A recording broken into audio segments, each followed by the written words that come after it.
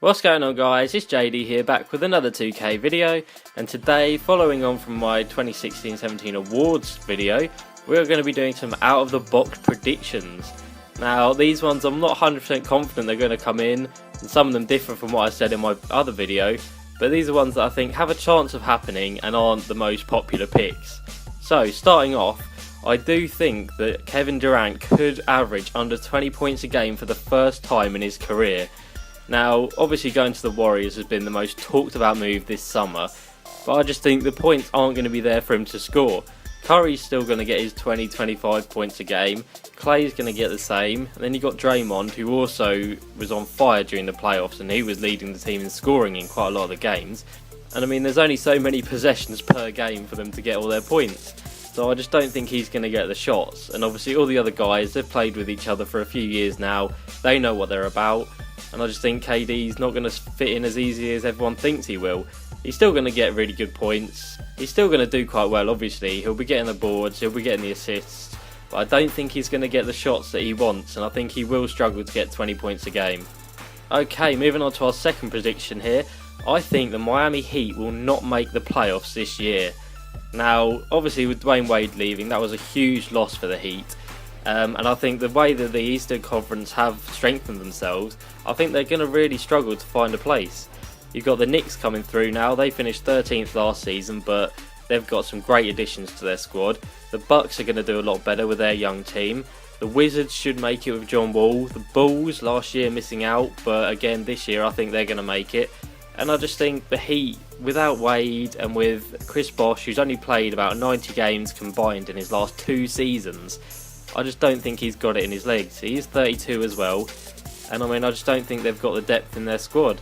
They've got some decent players, but I mean, their bench at the moment consists of Tyler Johnson, Dion Waiters, Luke Babbitt, Willie Reed and Derek Williams, and that's just not a strong enough bench to mount a push for the playoffs, I don't think.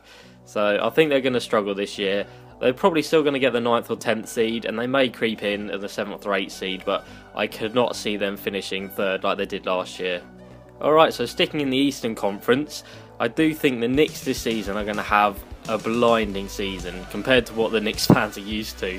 The last season they finished 32 and 50, 13th in the conference, but this year, with the addition of D Rose, Joakim Noah, they've got some good players now. Melo is just on fire at the Olympics. He's going to take a lot of confidence into next season, and with Porzingis in his 2nd year now, so he's got that experience. I think they could easily get the 3rd, 4th, maybe 5th seed. I think they're going to be in the higher end of the conference. They're not going to trouble the Cavaliers because, let's be honest, no one's going to trouble the Cavaliers in the Eastern Conference. The Raptors, I do think, again, will cement their 2nd seed with DeMar and Kyle Lowry doing well. But then, after the first 2 seeds, I think it's wide open. And I think the Knicks, with the experience they've got on their squad, I think they've got a really good chance of getting a high seed and advancing well in the playoffs as well, to be fair. Okay, moving on to another prediction. I do believe that the 10 and 72 76ers from last year will be able to win 35 or more games this season. Now, obviously the addition of Ben Simmons is going to help them out so much at the small forward position, but I think Jahlil Okafor and Nerlens Noel, another year older, another year experienced, I think they're just going to dominate the front court. Ben Simmons is going to run the offense. The assists he was dropping during Summer League were just awesome. And then you've got Jared Bayless and Nick Stauskas as well, who can both chip in with about 10-15 points a game. Now, there's no way they're going to be as bad as last year, like I said. And I do believe they could win 35-40 games next year. Okay, moving over to the Western Conference.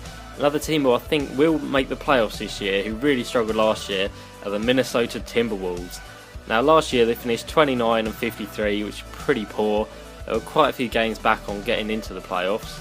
But this year, we've got Levine at the shooting guard and Wiggins at the small forward, both another year older. And then last year's Rookie of the Year, Karl Anthony Towns, who is just going to tear up the league again this year. And then you've got Ricky Rubio at the point guard, backed up by Chris Dunn, who is going to be a brilliant little point guard. And then Gorgie Jiang at the power forward. I think that's a really good team, and they've got some decent bench players in Shabazz Muhammad, Jordan Hill, Brandon Rush, and obviously Chris Dunn, like I mentioned. So I think they could make a really good push, probably looking at about the 5th, 6th, 7th or 8th seed for the Timberwolves, because obviously there is a lot of competition, and the top 4 of the Warriors, Spurs, Thunder and the Clippers, I think they're pretty nailed on, to be honest. Sticking in the Western Conference, a team who just made the playoffs last year on the last day of the season, the Houston Rockets. I believe next year they're not going to make the playoffs. Now, obviously they've got one of the best players in the league in James Harden, offensively one of the best players, but defensively the Rockets last year were just an absolute joke, and they didn't get swept by the Warriors in the playoffs, but they did lose 4-1, and they really didn't put up a fight. The Warriors just sort of cantered to victory. This year they're going to be running with Patrick Beverley, James Harden, Trevor Ariza, Ryan Anderson and Clint Capella. So they've lost Dwight Howard. There was a lot of problems with him and Harden and their chemistry and whatnot, but Capella, he's just not the same player as Howard. He's a lot younger, his free throws are one of the worst in the league, but he's just not the presence and not the experience that Howard had. And I don't think that team, especially led by Harden, if he does what he does last year and just doesn't put any effort in on defence, I could see them easily missing out on the playoffs, especially, like I said, with the Timberwolves coming through to make a playoff place.